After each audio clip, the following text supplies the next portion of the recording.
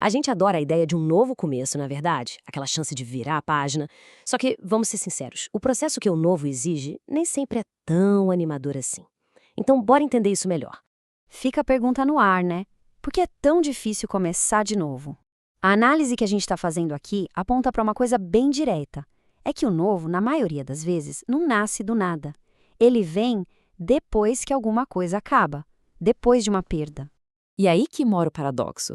A gente imagina o recomeço como, sabe, uma página em branco, cheia de empolgação, só oportunidade. Mas a realidade nua e crua é bem diferente. Ele nasce de um final, de uma perda, de uma baita incerteza. É aquele processo que todo mundo teme, mesmo querendo muito o resultado final.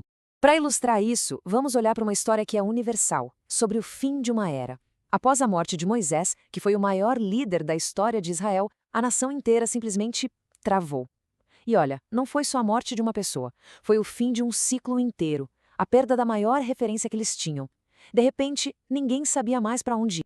E aí, como é que se segue em frente? Bom, a primeira grande lição que a gente tira disso é o seguinte: a perda tem que ser reconhecida sim, mas a promessa, o objetivo final, esse não pode ficar paralisado. É sobre olhar a realidade no olho, sem deixar que a dor simplesmente apague o propósito de tudo. O que é muito forte aqui é a honestidade brutal dessa frase. Não tem tentativa de negar, de passar um pano, sabe, de amenizar o golpe. O primeiríssimo passo é esse: um reconhecimento direto, sem rodeios, da realidade. Ponto. Moisés está morto.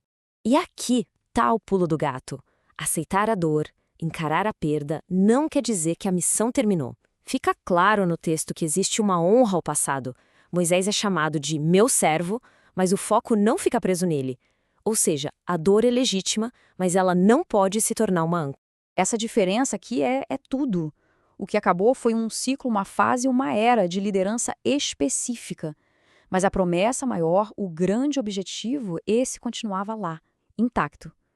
É aquela história, o fim de um capítulo não é o fim do livro.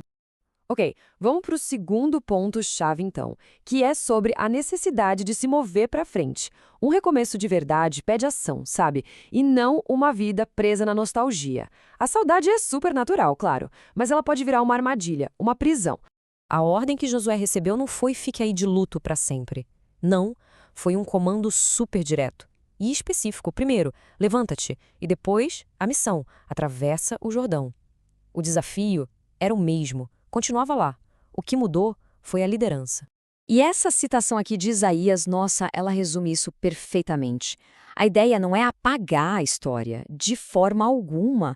É só não deixar que a lembrança do que já foi impeça a gente de construir o que ainda virá. Bom, isso leva a gente direto para o terceiro ponto, que muda um pouco a nossa ideia do que é coragem. O texto argumenta que a coragem que a gente precisa para recomeçar não é um sentimento que a gente espera chegar. É uma decisão que se toma. E essa diferença é crucial. Pensa assim, de um lado tem a ideia de se sentir corajoso, que é uma emoção, né? Emoção vem e vai.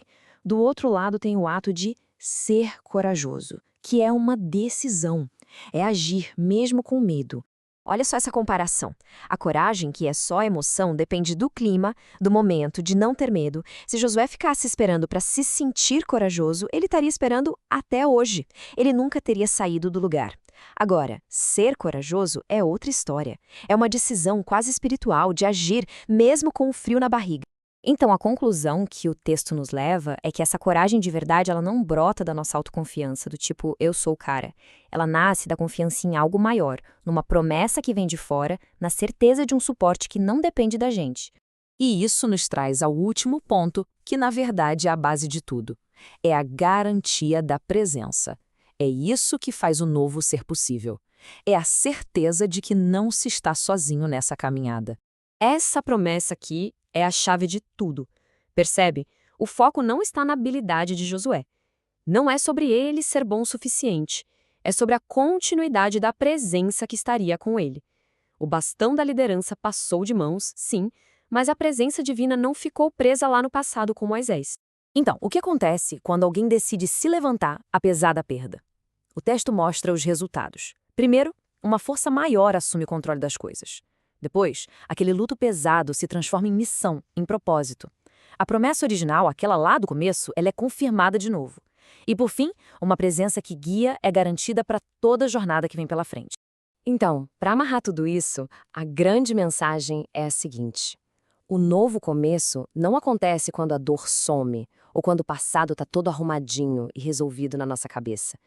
Ele começa de verdade no instante em que se decide levantar e andar para frente, mesmo sentindo dor. E para a gente fechar, fica uma reflexão. O maior perigo não é a perda que a gente sofre, por mais que doa. É a paralisia que pode vir depois. É a falha em se levantar para ver o que ainda tem pela frente. Então a questão final não é se existe algo novo esperando, é quem está disposto a se levantar para viver esse novo.